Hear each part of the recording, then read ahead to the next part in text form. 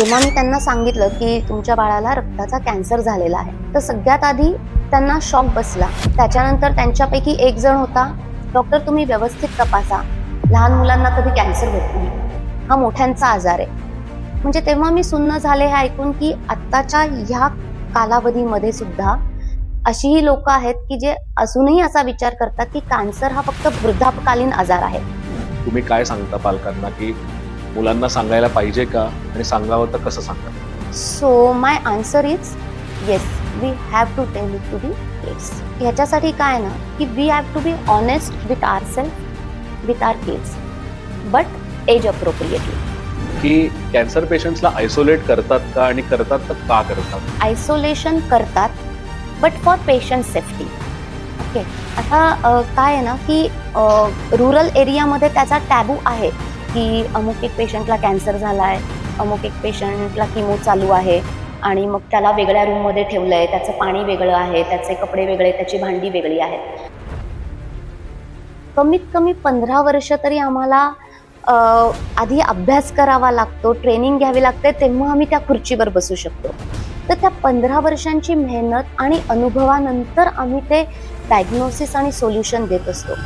Almost 100पेक्षा जास्त प्रकार आहेत कॅन्सरचे आणि प्रत्येक कॅन्सरवरती काही ना काही औषध प्रणाली प्रगत झालेली आहे आणि दिवसेंदिवस प्रगत होते आहे. रिसर्च पण चालू. So research is on going. म्हणजे for us, for being doctor, it sometimes we find it difficult to कोप.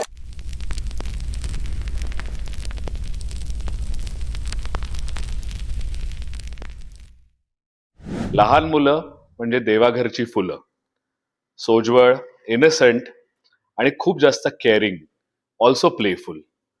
लहानपण हे खूप मजेदार असतं आणि घरात लहान मुलं असणं म्हणजे हसणं, खिदळणं, त्यांच्यासोबत वेळ घालवणं, त्यांच्यासोबत एक पॉझिटिव्ह वातावरणात रमणं. त्या लहानपणामध्ये, त्या वाढत्या वयामध्ये कॅन्सर हा शब्द आला की जणू जग कोसळतं. आई वडील, नातेवाईक, मित्रपरिवार, त्या लहान मुलाच्या आजूबाजूला असणारे सगळ्या लोकांना एकच प्रश्न पडतो, का, कधी, कशाला, आमच्या सोबत का, आता पुढे काय होणार, कसं होणार, ह्याला ट्रीटमेंट मिळेल, नाही मिळणार, ट्रीट करता येणार, नाही करता येणार, एटसेट्रा एटसेट्रा. 100 नाही, 1000 नाही, लाखो प्रश्न. या सगळ्या प्रश्नांच्या मागे असतात खूप साऱ्या भावना. There is fear, there is insecurity, there is uncertainty. समजत नाही पुढे काय होणार आहे, कसं होणार आहे आणि नुसतं धुकंच धुकं असतं. अशा लहान मुलांच्या कॅन्सरच्या निगडीत लाखो प्रश्नांची उत्तरं आज आपल्याला देणार आहेत माझ्यासोबत असलेल्या डॉक्टर श्रद्धा चांडक. छत्रपती संभाजीनगर येथे केपॉन चिल्ड्रन्स सुपर स्पेशालिटी हॉस्पिटलला त्या रुजू आहेत. शी इज अ हेमॅटो ऑन्कोलॉजिस्ट. 20 वर्षांचा अनुभव आहे. 2 डेकेड्स पासून लहान मुलांसोबत, लहान मुलांच्या कॅन्सरवरती, वेगवेगळ्या प्रकारच्या कॅन्सरवरती त्यांचं खूप मोठं काम आहे.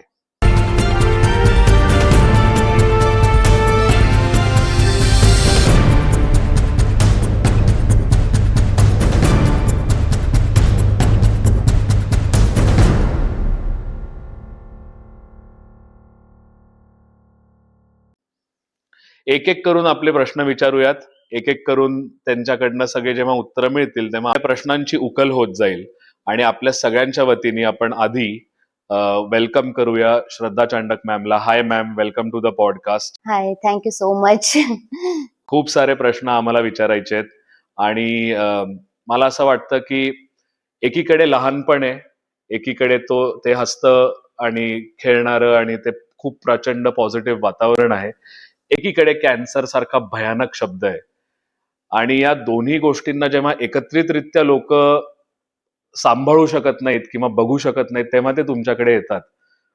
तर what is it like for you being a pediatric hemato oncologist? सगळ्यात पहिले आम्हाला तुमची भावना जाणून घ्यायची आहे की तुम्ही या प्रोफेशन मध्ये कशा आलात आणि तुमचे गेले 20 वर्ष कसे राहिलेले आहेत? Okay, so first of all thank you so much for this opportunity to have a dialogue with you. So मी ह्या प्रोफेशनमध्ये कशी आले, तर बेसिकली मी पिडियाट्रिशियन आहे. मी माझं ग्रॅज्युएशन, पोस्ट ग्रॅज्युएशन, डिप्लोमा आणि DNB फिनिश केलं and then I started like being a pediatrician. General pediatrics मी प्रॅक्टिस सुरू केली औरंगाबादमध्ये. आधी मुंबईला होते, मग औरंगाबादमध्ये आले. बट समहाऊ माझा जो कल होता अगदी UG पासून, अंडर ग्रॅज्युएशन पासून, तो थोडा थोडा हिमॅटॉलॉजी, ऑन्कोलॉजीकडे जास्त होता. आणि माझं ग्रॅज्युएशन हे JJ मधून, मुंबईहून झालेलं आहे. तर त्याच्यामुळे खूपदा आम्ही परेल एरियामध्ये यायचो. टाटा कॅन्सरला पण खूपदा आमच्या व्हिजिट्स व्हायच्या. आणि तेव्हा असं एक कुठेतरी स्वप्न बघितलं होतं की यार मी सुद्धा कधीतरी इथेच ह्या हॉस्पिटलमध्ये प्रॅक्टिस करेन म्हणून.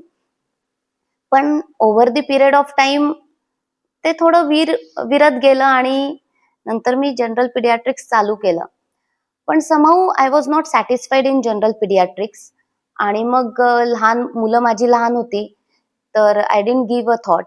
पण जेव्हा माझी मुलं 4-4.5 वर्षाची झाली आणि मग तेव्हा माझे हजबंड विशालनी मला सांगितलं की now you can go and fulfil your dream.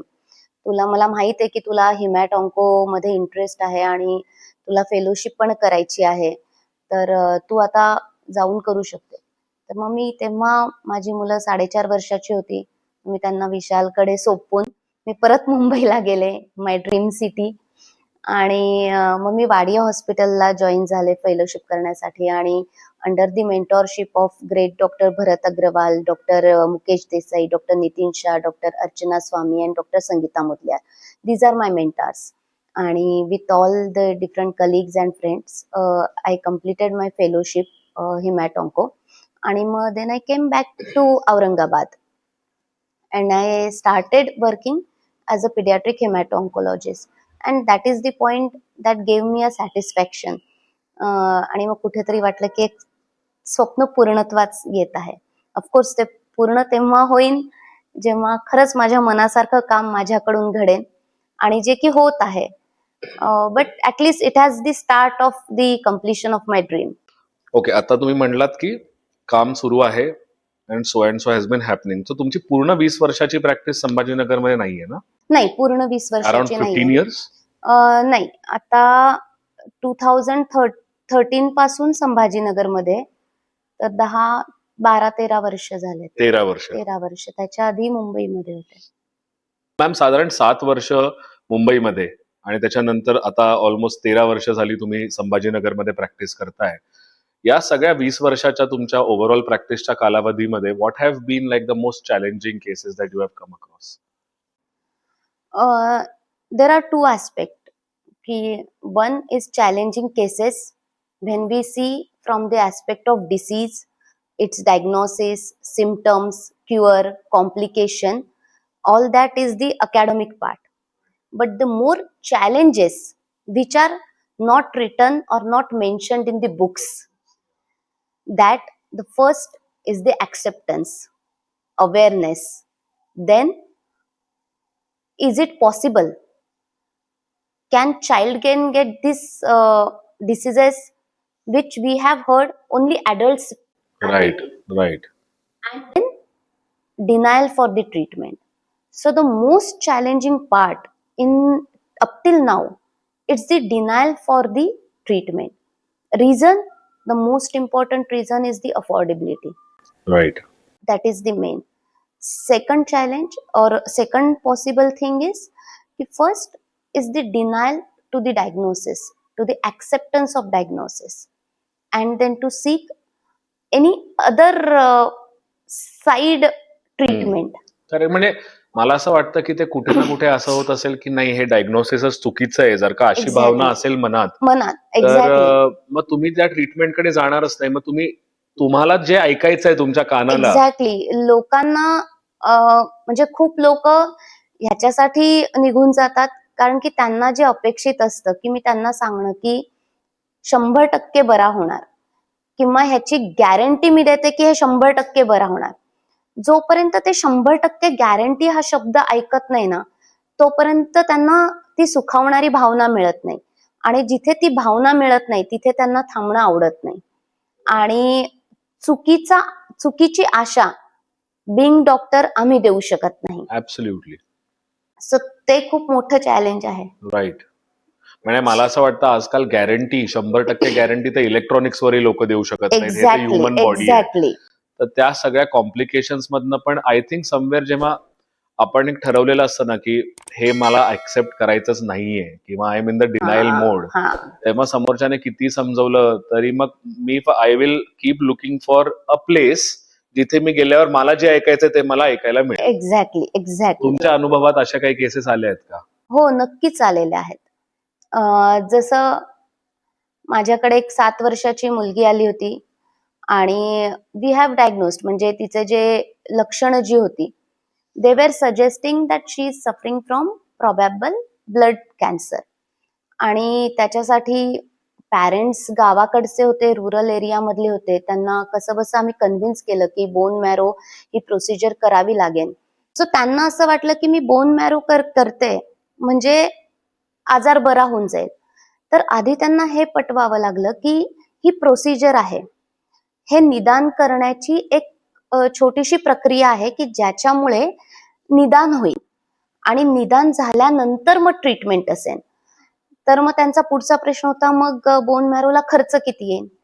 मग सगळ्यात आधी प्रश्नचिन्ह त्यांच्या तोंडावरती असं मला दिसत होतं की इतका खर्च फक्त तुम्हाला आजार समजवायला, मग तुम्ही डॉक्टर कसं काय बनले? राईट. You know. पण कसे बसे ते तयार झाले आणि मग आम्ही बोन मॅरो केला. बोन मॅरोच्या टेस्ट पाठवल्या आणि उत्तर आलं acute myeloid leukemia, a sort of blood cancer. आता ह्याची जेव्हा आम्ही त्यांना काउन्सिलिंगसाठी बसलो, तर जेव्हा हा रिपोर्ट माझ्या हातात येतो ना, व्हेन इट इज सेज की it is impression is acute leukemia, acute myeloid, acute lymphoid leukemia, तो सगळ्यात आधी एक असतं की okay, we got a diagnosis. So as a doctor I am happy की ॲटलिस्ट मला उत्तर मिळालंय आणि now my direction is clear की मला आता कोणत्या दिशेमध्ये जायचंय, ट्रीटमेंट कशी करायची आहे. पण सगळ्यात मोठा प्रश्न येतो, डोळ्यासमोर येतात पेशंट, त्यांची फॅमिली, त्यांचे आई वडील. मग ह्यांना हे रिव्हील कसं करायचं, ते किती प्रमाणात ऍक्सेप्ट करतील, ऍक्सेप्ट केल्यानंतर ते ट्रीटमेंटला तयार होतील का, ट्रीटमेंटला तयार झाले तर त्यांची अफोर्डेबिलिटी काय सिच्युएशन आहे, त्यांचे इकॉनॉमिक स्टेटस कसं आहे, ते राहणारे कुठचे आहे. कारण की ते जर गावाकडचे असतील तर औरंगाबादला ट्रीटमेंट कशी शक्य आहे, मग त्यांचे कोणी नातेवाईक आहेत का औरंगाबादमध्ये राहायला, किंवा मग आपल्याला त्यांच्यासाठी काहीतरी राहण्याची व्यवस्था करावी लागेल.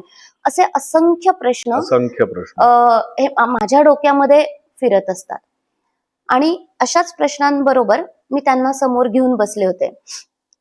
जेव्हा मी त्यांना सांगितलं की तुमच्या बाळाला रक्ताचा कॅन्सर झालेला आहे, तर सगळ्यात आधी त्यांना शॉक बसला. त्याच्यानंतर त्यांच्यापैकी एक जण होता, डॉक्टर तुम्ही व्यवस्थित तपासा, लहान मुलांना कधी कॅन्सर होत नाही, हा मोठ्यांचा आजार आहे.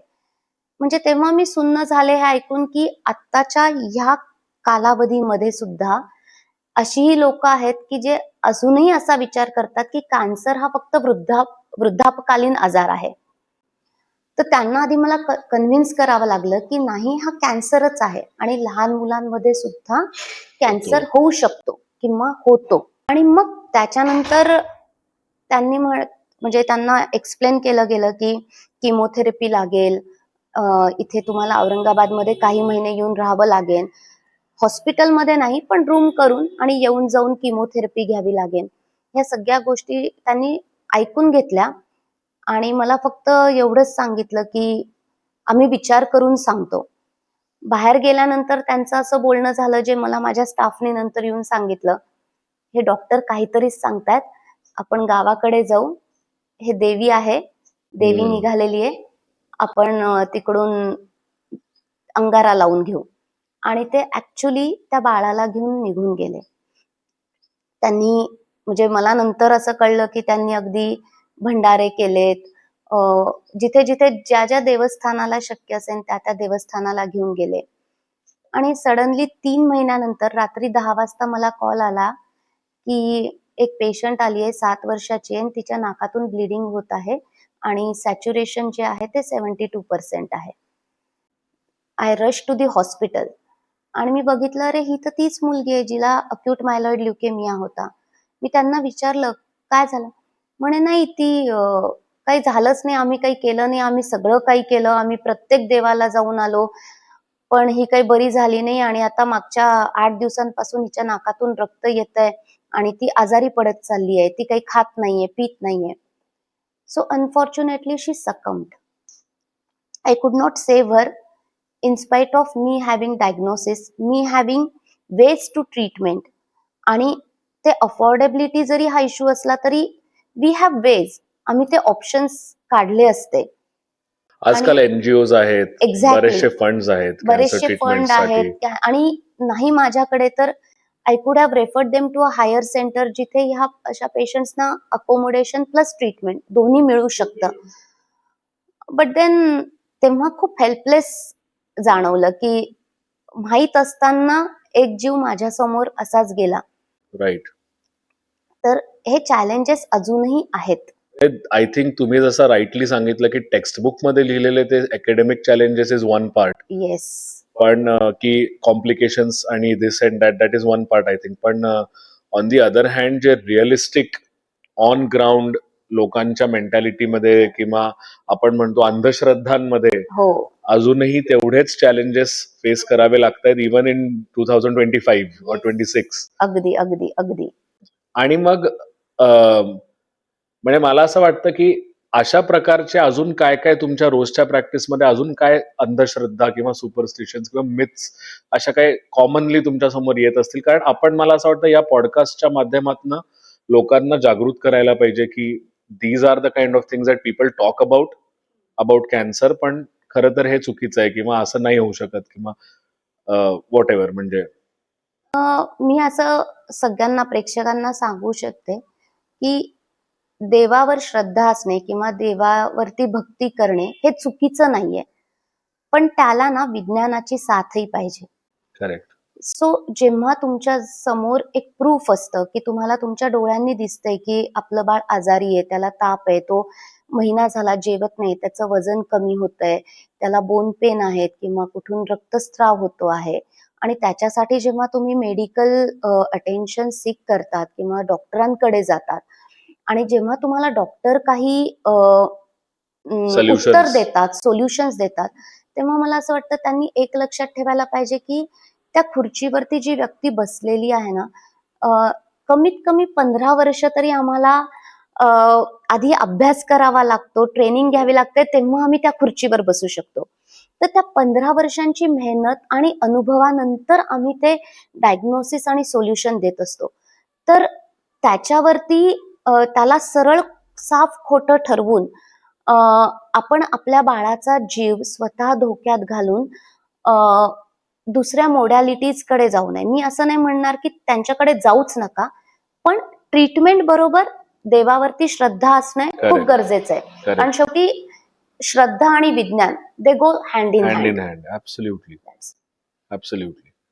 आणि मला असं वाटतं की इन युअर एव्हरीडे प्रॅक्टिस तुम्ही वेगवेगळ्या पद्धतीने वेगवेगळ्या लोकांसोबत तुमचे इंटरॅक्शन्स होत असतील आणि वेगवेगळ्या गोष्टी, असे मिसकन्सेप्शन्स तुमच्या डोळ्यासमोर येत असतील की जसं तुम्ही एक सांगितलं की कॅन्सर तर ऍडल्ट डिसीज आहे, लहान मुलांमध्ये कसा काय होऊ शकतो. पण मला असं वाटतं की अशा कुठल्या एक 4-5 मेजर गोष्टी तुम्हाला वाटतात ज्या लोकांना हे माहितीच पाहिजे की जसं कॅन्सर हा मुलांमध्ये पण होऊ शकतो किंवा ट्रीटेबल आहे, मुलांना पण विल पॉवर तेवढीच लागते जेवढी मोठ्यांना लागते, किंवा अशा तुम्हाला what are like the top 4-5 things that you would want to tell people? Yes. So सध्या ना टेक्नॉलॉजी इतकी ॲडव्हान्स आहे, विज्ञान इतकं प्रगत झालेलं आहे आणि अवेअरनेस वाढलेला आहे. कारण की आता एज्युकेशनचा दर्जा म्हटला तरी आधीपेक्षा खूप जास्त सुधारला आहे. ठीक आहे. तर त्याच्यामुळे आधीचे असं नाहीये की कॅन्सर लहान मुलांमध्ये आत्ताच व्हायला लागलाय, आधी होत नव्हता, आधीही होत होता, पण तेव्हा आपल्याकडे काही उपलब्धता नव्हती, टेक्नॉलॉजी नव्हती, त्याच्यामुळे डायग्नोसिस नव्हतं, त्याच्यामुळे ते डायग्नोसिस होत नव्हते आणि मग आपल्याला उत्तर नाही मिळायचं, असंच वाटायचं की बाळ महिनाभरापासून आजारी आहे आणि काही इलाज झाला नाही आणि बाळ दगावलं, उत्तर नव्हतं. ऍटलिस्ट आता आपल्याला उत्तर मिळायला लागलेलं आहे. त्याच्यामुळे कॅन्सर हा फक्त आता मोठ्यांचा आजार किंवा वयोवृद्धांचा आजार राहिला नसून तो जन्मापासून ते अगदी 100व्या वर्षापर्यंत कधीही कोणत्याही व्यक्तीला होऊ शकतो. ऑफकोर्स काही व्यक्तींमध्ये रिस्क जास्त असतात, काही व्यक्तींमध्ये कमी असतात, सो वी कांट डिनाय. दुसरी गोष्ट, कॅन्सर्स आर क्युरेबल आणि आता सध्या ऑलमोस्ट 100पेक्षा जास्त प्रकार आहेत कॅन्सरचे आणि प्रत्येक कॅन्सरवरती काही ना काही औषध प्रणाली प्रगत झालेली आहे आणि दिवसेंदिवस प्रगत होते आहे. रिसर्च पण चालू सो आहे. Research is on going. म्हणजे for us, for being doctor, it sometimes we find it difficult to cope up with that advancement. म्हणजे आज आम्ही एक वाचतो आणि उद्या जर्नलमध्ये नवीनच ड्रग पब्लिश होऊन येतं की अरे हे नवीन Right. ड्रग आता ट्रायल मध्ये येत आहे. So everything is possible.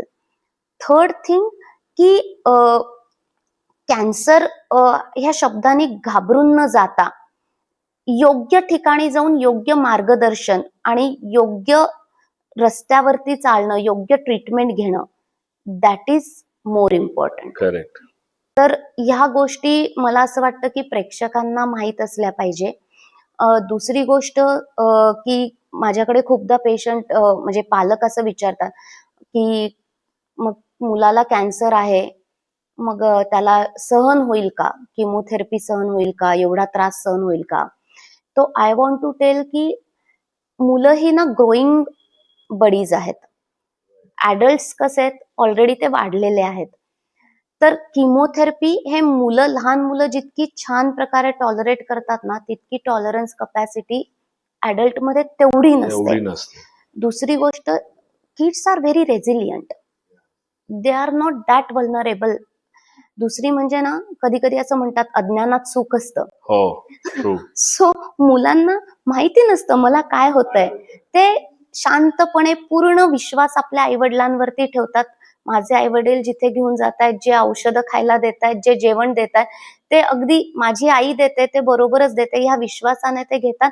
Sometimes तो विश्वास हीच एक मोठी पॉवर असते त्यांची. सो आणि मॉर्बिडिटीज, जसं मोठ्यांमध्ये blood pressure, heart disease, diabetes right. या कोमॉर्बिडिटीज असतात.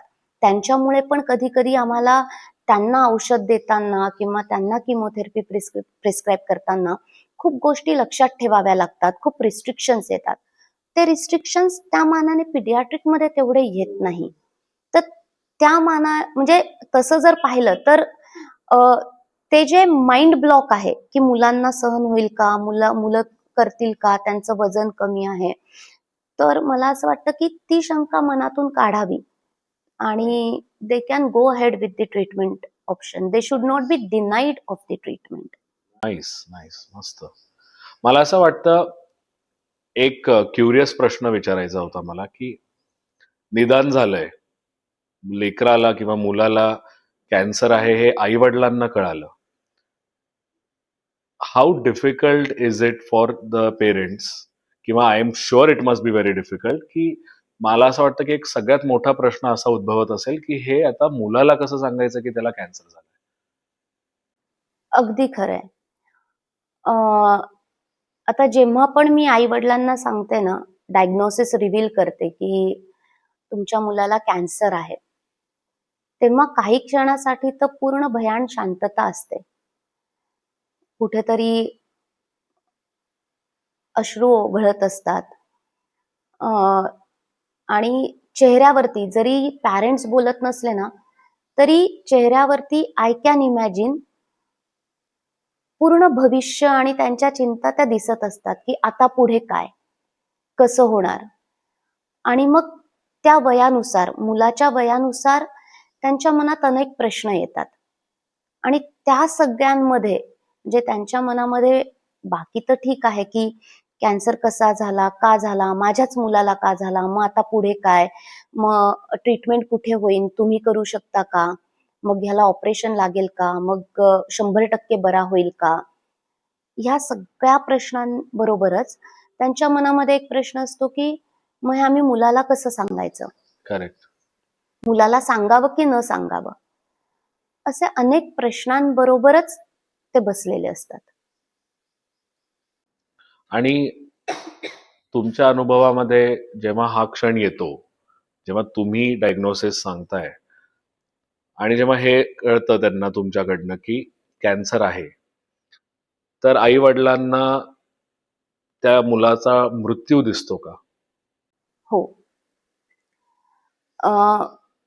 ऍक्च्युली आपल्या समाजामध्ये अजूनही people equate cancer with death. Correct. So there is a world of death which comes immediately after cancer. So जेव्हा मी त्यांना सांगते की हो, बाळाला कॅन्सर आहे किंवा ब्लड कॅन्सर आहे, किडनी कॅन्सर आहे और व्हॉट एव्हर, तेव्हा पहिला प्रश्न त्यांचा असा असतो की पूर्णपणे बरा होईल का? किती वेळ आहे? कितवी स्टेज आहे? आणि ह्याचा इलाज शक्य आहे का?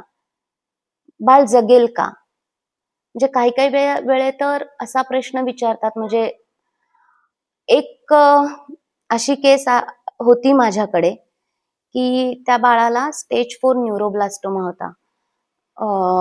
It is 5-year-old girl child.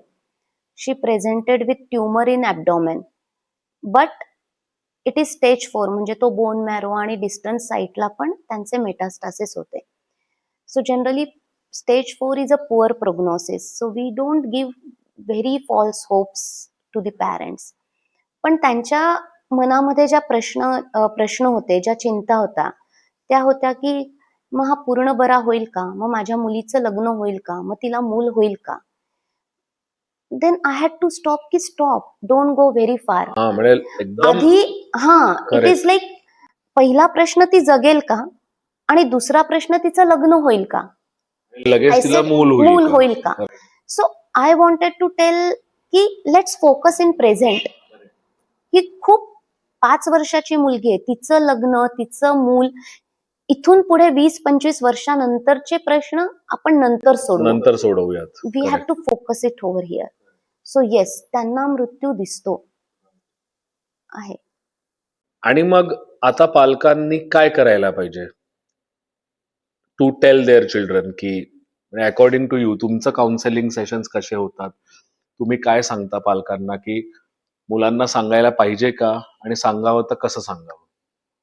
Okay, so my answer is yes, we have to tell it to the kids.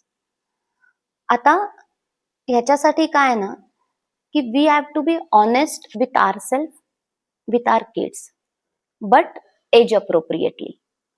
कारण काय ना की मुलांना परफेक्ट आन्सर नको असतं. They don't want medical lecture की okay, I am suffering from blood cancer, it is lymphoblastic leukemia, so my prognosis rate is this, survival rate is. They don't want this medical lecture.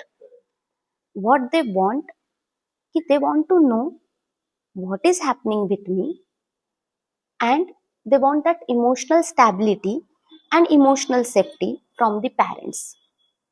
कारण काय ना, आपण जरी मुलांना उत्तर दिलं नाही ना, तरी मुलं आपल्याला ऑब्झर्व करत असतात आणि ते कंटिन्युअस ऑब्झर्व करत असतात. आई वडिलांचे पडलेले चेहरे पाहून मुलांना लक्षात येतच असेल की कुछ तो सिरियस आहे बॉस. आई का सारखी सारखी रडते? आई का मला वारंवार जवळ घेते? बाबा ऑफिसला का जात नाही? बाबांच्या चेहऱ्यावरती टेन्शन का आहे? बाबा मोबाईल का बघत नाहीये? मॅच का बघत नाहीये? मला सारखं सारखं हॉस्पिटलला का घेऊन जात आहेत? का बरं मला सारखं टोचलं जात आहेत? खूप साऱ्या मोठ्या मोठ्या फाईल्स, मोठ्या मोठ्या बॅग्स घेऊन मला प्रत्येक ठिकाणी घेऊन जात आहेत. तर ह्या सगळ्या गोष्टींमधून त्यांना एक लक्षात येतं की कुछ तो गडबड है, की काहीतरी प्रॉब्लेम आहे. आणि मग अशामध्ये if we don't tell them truth, they start imagining, they start making their own story in their own mind, and which can be more dangerous than the reality. प्रश्नच नाही, प्रश्न. So age appropriately we need to tell it to the kids. मग आता age appropriate म्हणजे काय, की समजा 4-5 वर्षाचं मूल असेल तर मी त्यांना सांगू शकते, किंवा पालकांनी, माझ्यापेक्षा पण मला असं वाटतं पालकांनी त्यांना सांगावं की ओके, तुझ्या शरीरामध्ये काही खराब पेशी आलेल्या आहेत आणि त्यांना मारण्यासाठी आणि तुला लवकर बरा करण्यासाठी आपल्याला काही औषधं द्यावी लागतात, जी आपण देतोय. बस तेवढं त्याला करेक्ट. शांतपणे सांगितलं ते सफिशियंट आहे. पण तेच जेव्हा शाळेत जाणारी मुलं असतात आणि थोडीशी मोठी, तर त्यांना थोडंसं डिटेलमध्ये सांगावं लागतं, कारण की आता सायन्स अगदी 5वी पासून आहे. So they are aware of all the terminologies and norms everything. So थोड्या शाळेत जाणाऱ्या मुलांना आपण हे सांगू शकतो की बाबा, आपल्या शरीरामध्ये दररोज लाखो पेशी नवीन बनत असतात, लाखो पेशी मरत असतात आणि हे सायकल कंटिन्युअस चालू असतं. पण काही पेशी असतात जे हा नियम पाळत नाही आणि त्यांची अनियंत्रित वाढ होते. आणि ही अनियंत्रित वाढ ह्यालाच कॅन्सर म्हणतात. ती अनियंत्रित वाढ रोखण्यासाठी आपल्याला काही औषधं देण्याची गरज आहे. कारण काय आहे ना, आता सध्या मुलं इतकी स्मार्ट आहे. Now every kid they have their own mobile, AI आहे, सोशल मीडिया आहे, गुगल आहे, जेमिनी आहे, परप्लेक्सिटी आहे, चॅट जीपीटी आहे. Lot of so they are expose to everything. आज जर मी त्यांना नाही सांगितलं, स्पष्ट जर मी स्वतः नाही सांगितलं as a parent, they are going to ask Google. So if Google says, if they type one word cancer in Google, Google will tell them everything in detail. And then they will start imagining, okay, so I am suffering from cancer, my life survival or life expectancy is only this much. They will get more disturbed. Correct. Google can't individualize the case. नाही, That we absolutely have to can't. do. Yes. So that is what. And what about teenagers then? Correct. They are अजून advance अजून advanced आहे. अजून जास्त aware आहेत, exactly. अजून technologically काय म्हणतात त्याला, कम्फर्टेबल आहेत. एक्झॅक्टली. आता so for adolescent it's altogether a different counselling. आता माझ्याकडे एक ना पेशंट होता recently, some few months ago. He is like smart boy, intelligent, diagnosed with blood cancer, and he came, matlab his parents came and they told ki we will take treatment, we have to take treatment, we don't deny. चांगले सुखवस्तू लोक आहेत, educated parents and all. पण त्यांनी मला एकच अट घातली की त्याच्या समोर तुम्ही कोणताही शब्द उच्चारू नका. कॅन्सर नाही, किमोथेरपी नाही, कोणतेही औषधं नाहीत, काहीच नाही. म्हटलं का? नाही, तो डिस्टर्ब होऊन जाईल, कारण की तो खूप हुशार आहे. त्याला एकदा सांगितलेलं लक्षात राहतं आणि मग तो घरी जाऊन गुगल करतो. त्यांना मी समजवण्याचा प्रयत्न केला. मी म्हटलं, मग तो गुगल करतो हे तुम्हाला माहित आहे, मग गुगलला सांगण्याऐवजी why not we tell them. Correct. Correct. Right. तर पण त्यांची इतकी भीती होती ना की no, how he will gulp that thing, we don't know. That's why give us some time. So I respected their feeling. पण मग नंतर मला लक्षात आलं की जी किमोथेरपीची ड्रग्ज मी लिहून द्यायचे त्यांना, तर ते त्यांचे खोके सुद्धा त्या मुलाच्या हातात नाही येऊन दिले. का बरं? कारण की समजा ड्रगचं नाव व्हिन्क्रिस्टिन त्यांनी पाहिलं आणि व्हिन्क्रिस्टिन जर त्यांनी गुगलवरती सर्च केलं, तो गुगल विल फर्स्ट गिव्ह की vincristine is a chemotherapy agent used for blood cancer. Correct. So he will come to know. So the problem is with smart guys. तर असं आहे. बट आय विल से की yes, we need to be truthful to our kids because they are observing how much truthful we are too. Correct. Correct.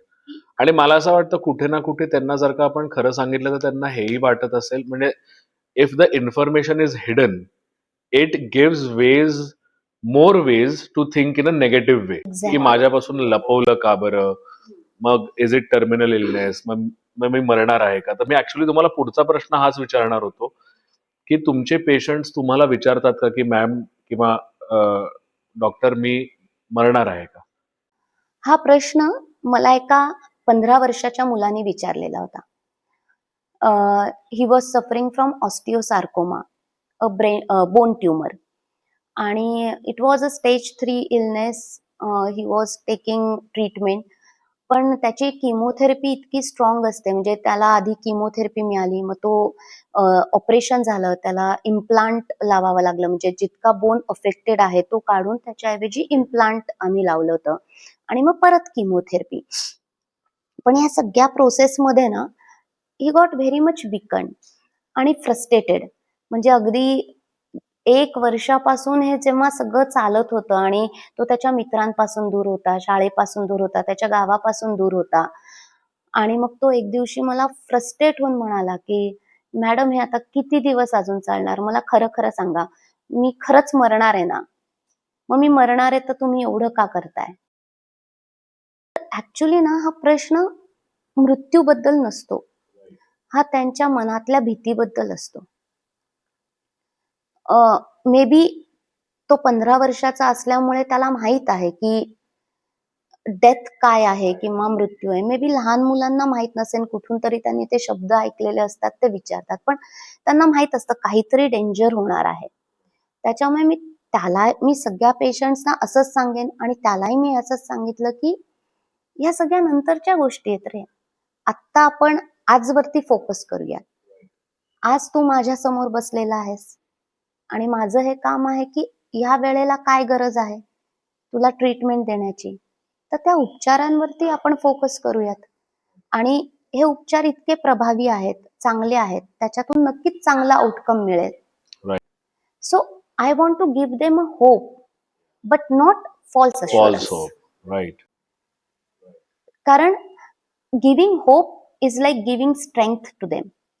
कारण जेव्हा मी post induction पेशंटला सांगते ना, की अरे वा रिपोर्ट छान आहे, तुझ्या प्लेटलेट तर वाढल्यात, हिमोग्लोबिन चांगलं आहे, आता रक्त देण्याची गरज नाही. So there is a sparkle in their eyes, like specially like 10th 12 year old kids मध्ये तो एक स्पार्क असतो त्यांच्या डोळ्यामध्ये आणि that gives them Yes, I strength did it. की येस म्हणजे आता मी बरा होतोय.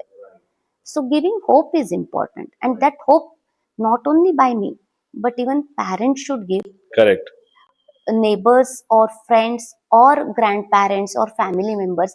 Everyone should give them hope and help them to come out of this storm. Correct. Correct. मला असं वाटतं की कॅन्सरच्या ट्रीटमेंटमध्ये ते मूल जे त्या ट्रीटमेंटमधनं अंडरगो होतंय किंवा घेतंय ट्रीटमेंट, त्या मुलासोबत त्याची काळजी घेणारे सगळेच लोक तेवढेच पॉवरफुल पाहिजे, तेवढेच होपफुल पाहिजेत, Exactly. तेवढीच विल पॉवर स्ट्रॉंग पाहिजे आणि they should keep communicating the same powerful positive thoughts to the patient suffering of cancer.